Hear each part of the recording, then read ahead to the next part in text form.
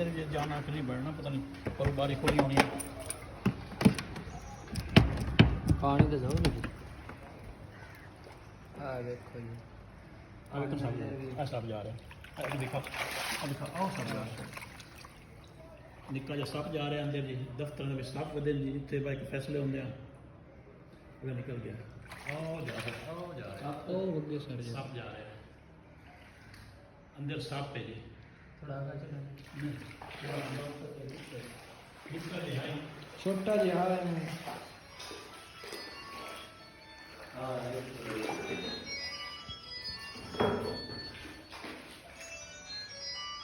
आज पहला फोकस करना है